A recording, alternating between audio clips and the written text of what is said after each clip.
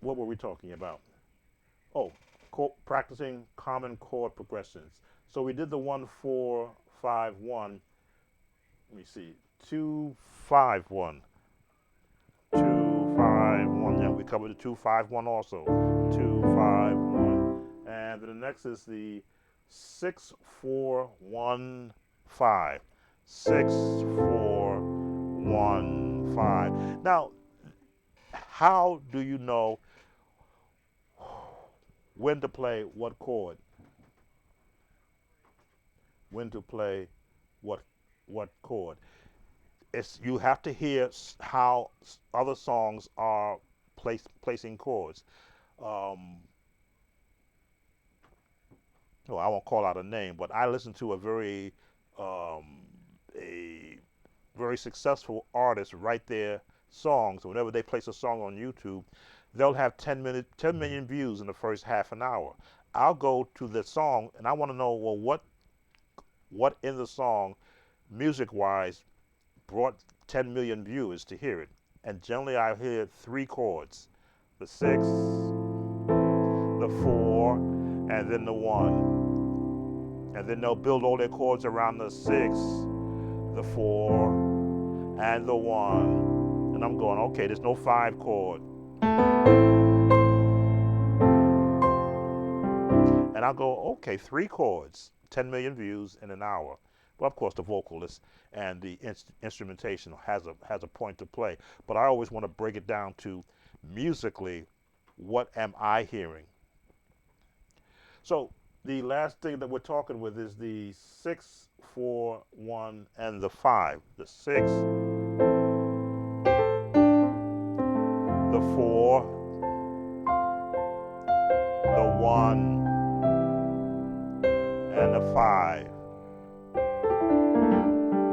And they're going to resolve back to the 6. Now, this is what ChatGPT suggested are current gospel chords that are being used today.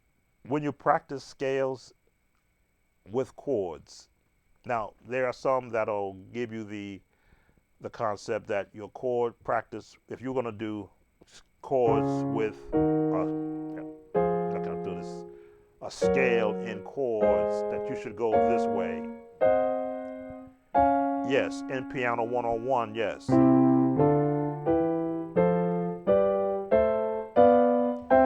Piano 101, you should do this. So you're lined up. And if you were to invert it,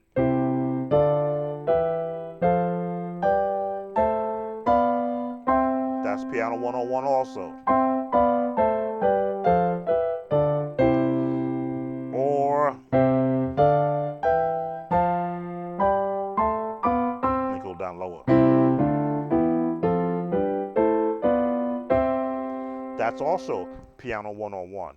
Piano 102 for me is this.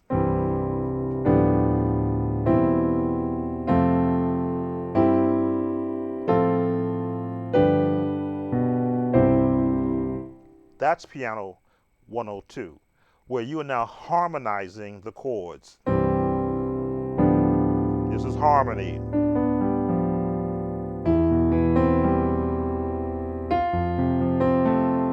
Not the, but here. Not here, but here.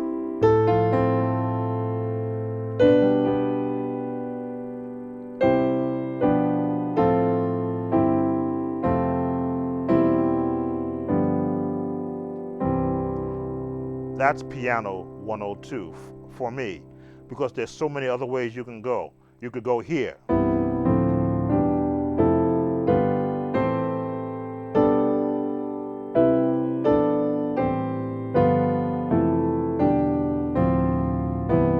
What does this give you?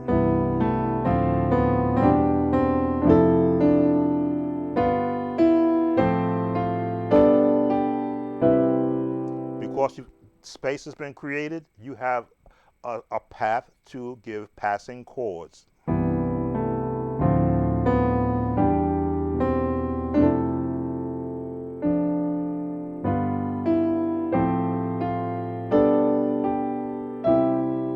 All within the context of a scale. I like going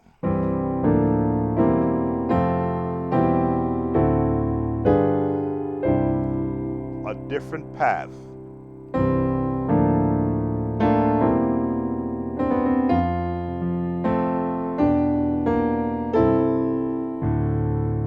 There it is.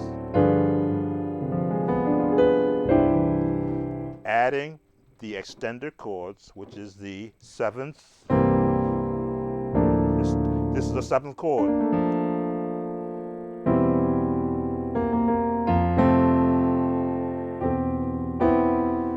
A major seventh.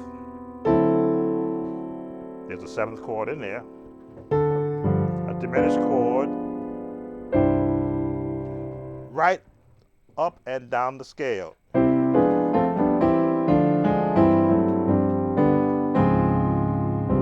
Adding the element of jazz, which is basically adding a sharp or a flat somewhere in your Nashville chord system. That's how I look at it. Now that's still in the key of C. Change the keys and you get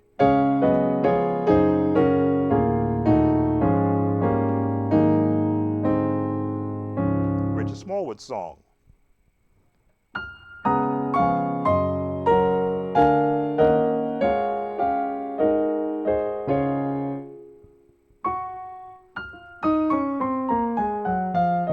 Right down the major scale. It's just placement of chords in a context that makes the scale positioning or the scale tones sound pleasing. It's all about understanding where the chords come from. They come from a scale and how you want to place it. Change one note, sharp or flat, you change that tone. Change one note. That's horrible. That's better. But I changed one note.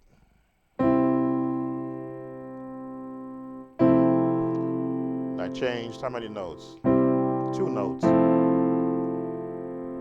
Because these are the notes that are around here. Changed 2 notes. Added 1 note. All within this range. The thing I used to practice when I was younger was how many chords can I find within one range of notes? I can find 1, 2, 3, 4, 5, 6, 7. Let's add the black notes. 8, 9, 10, 11, 12, 13, 14, 15, 16, 17, 18, 19, we'll go this, 20, 21. This is all within this range. So far, 21 different tones within this range. Add another note outside and you add more ranges. But unless you know those keys exist, those notes exist, then you will never experiment to go outside of them. Quartet, what is the basic structure? You may kindly do, you kindly do example of the 1-4-5 progression. The 1-4-5, that's all it is. But how you want to get there is what the practicing chord progressions do. You can go to 1, throw a 7th in there to get to the 4, throw a 7th on the 2 to get to the 5, throw a 7th on the 5 to get to the 1. Those are the passing tones. 1, throw a 7, pass off to the 4, pass off to the D7 to go to the 5, pass off to the G7 on the 5 to get to the 1. Now, I like movement.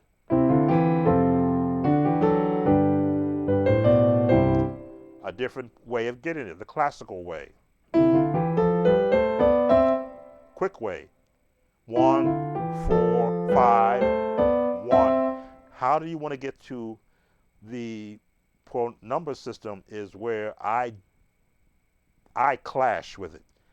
It's more than just do this, do this, do this, do this.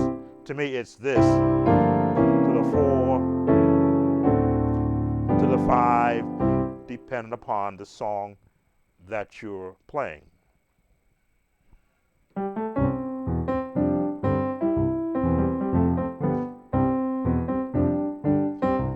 Bless the Lord with me uses the 1, 4, 5, 1, 4, 1, 4.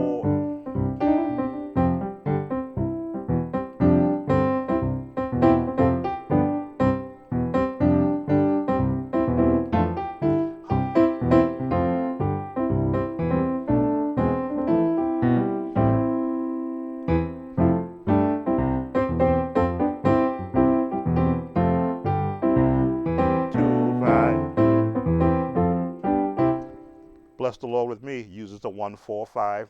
Actually, 1, 3, 4, 5 pattern. 1, 3, 4, 5.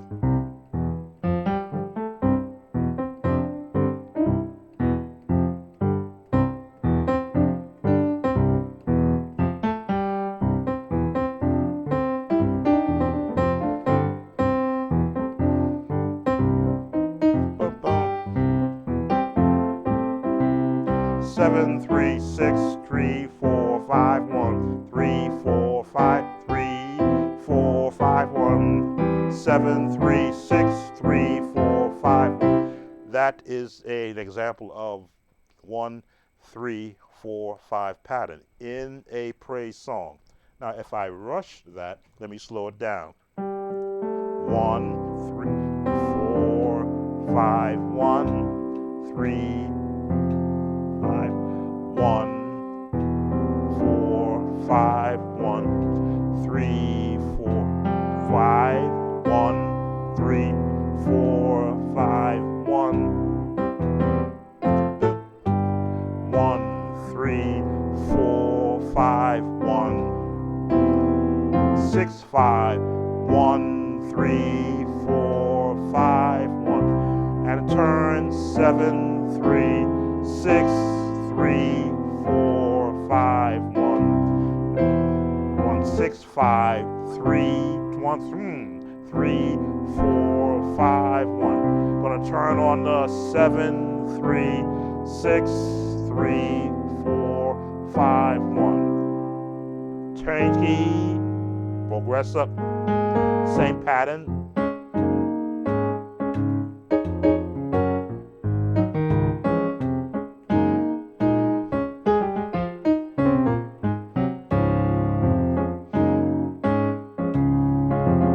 Six, 5, 1, 3, 4, 5, 1. 1, 3, 4, 5, 1. On the 7, 3, 6, 3, 4, 5. Once you get comfortable, and I mean really comfortable, understanding the placement of scales in any song, and you look for patterns, you now can manipulate the patterns on that song. So that's the example of the 1, 1, 3, 4, 5, 1, 3, 4, 5, 1 on a praise song.